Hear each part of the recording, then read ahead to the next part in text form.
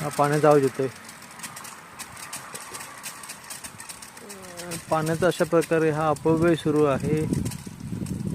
पाहू शकता एकीकडे मैलोन मैल पाण्यासाठी 10 दिशा लोकांना भटकावं लागतं आणि ते अशा प्रकारे हे पाण्याचा अपव्यय आहे सुरू. हे महाराष्ट्र शासनाचं वस्त्रोद्योग विभागाचं रेशीम केंद्र आहे. रेशीम केंद्र सुळेरान, तालुका आजरा, जिल्हा कोल्हापूर. महाराष्ट्र शासनाचं आहे हे, वस्त्रोद्योग विभागाचं आहे, रेशीम केंद्र आहे. या रेशीम केंद्राच्या समोरच हे अशा प्रकारे पाण्याचा अपव्यय सुरू आहे.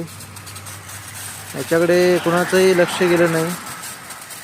रस्त्यावरून जाताना आपल्याला कुठला तरी आवाज आला, ह्याचा कसला तरी आवाज आला म्हणून आपण थांबलो आणि हा प्रकार निदर्शनास आला.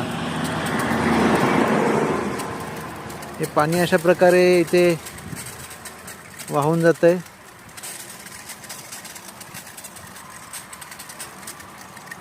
याला इथे वाली कोण नाही आहे. हा पाण्याचा अपव्यय कोण रोखणार असा प्रश्न आहे. सध्या आता उन्हाळा सुरू होतोय आणि हे अशा प्रकारे पाण्याची वाताहत गंभीर आहे.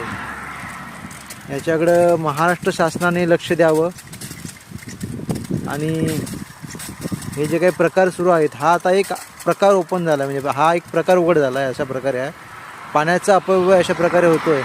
हा एक प्रकार आहे. असे अनेक कितीतरी प्रकार असतील की पाण्याचा अपव्यय अनेक ठिकाणी होत असेल.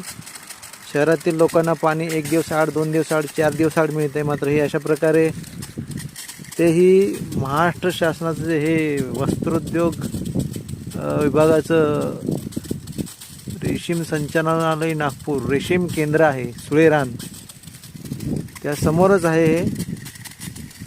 त्याकडे कोणाचंही लक्ष गेलेलं नाही आहे.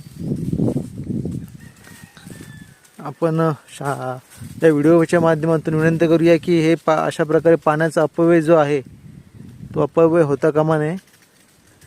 आपण आंबोली आजरा महामार्गावर आहोत आणि सुळेरान इथे आपण आता आहोत आणि आपल्याला रस्त्या साईडला एक आवाज आला, कसला तरी आवाज आला म्हणून आपण इथे थांबलो आणि